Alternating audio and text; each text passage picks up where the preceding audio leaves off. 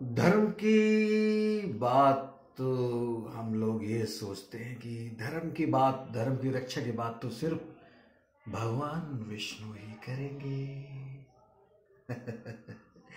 वो आएंगे, उनका यही तो काम है, हम क्यों करें? भगवान विष्णु आएंगे, वो धर्म की रक्षा करेंगे, चले जाएंगे। अच्छा, जब चले जाएंगे तब रक्षा कौन करेगा? सवाल तो है। चलिए, धर्म की बात तो आप ये सोचते हैं तो बहुत बड़ी बात है, ये तो भगवान के लेवल की बात है, अवतार के लेवल की बात है। तो हमारे लेवल की क्या बात है? वो धर्म की रक्षा करेंगे क्योंकि हम पे नहीं हो रही, और फिर हमारे हवाले कर देंगे, अब आप करते रहो। मतलब कोई चीज हमारी है, हमारे लिए दी गई है, वो उसको बना के वैसे फिर हमें दे देंगे, लो धर्म के साथ रहो और धर्म की रक्षा करते रहो। मैं तब आऊंगा जब आप नहीं कर पाओगे।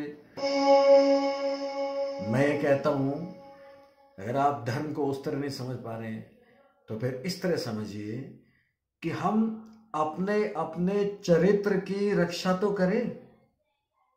आपको पता है कि जब चरित्रहीनता कहीं बढ़ रही हो, इसका अर्थ यह है कि चरित्र मर रहा है।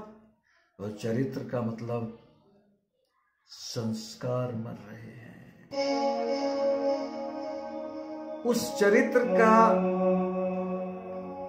रक्षक भगवान विष्णु नहीं है, वो अपना अपना चरित्र है, उसकी रक्षा खुद करनी है। अगर कहीं किसी सोसाइटी में, किसी समाज में, किसी घर में, किसी परिवार में, किसी संस्थान में, गली मोहल्ले में, कहीं भी अगर चरित्रहीनता पनप रही है, उसको कामयाबी मिल रही है, तो समझ लेना वहां चरित्र मर रहा है, संस्कार मर रहे हैं, गंदे समाज का निर्माण हो रहा है, एक गंदी नस्ल तैयार हो रही है, एक गंदे भविष्य का हम आईना अंदाजा लगा सकते हैं।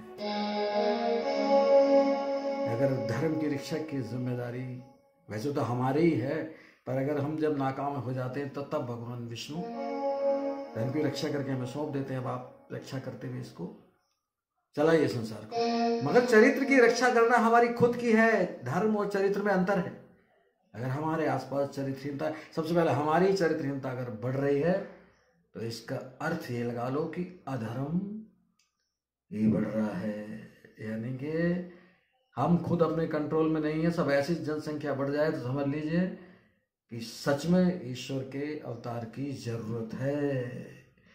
दोस्तों, 2 दिन बाद ये वीडियो बनाया मैंने। आप बताइए कि चरित्र की रक्षा हम करेंगे या चरित्र की रक्षा भी ईश्वर करने के लिए आएंगे? अपने अपने चरित्र की रक्षा तो खुद करनी होगी।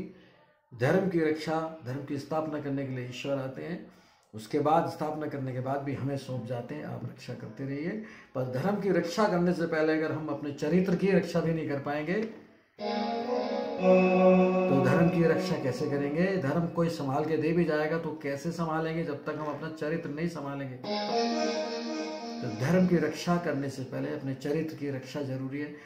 दोस्तों, अपने कमेंट दीजिए, क्या मैं इस टॉपिक पे कुछ और वीडियो भी बनाऊं, ये बताइए। Thank you.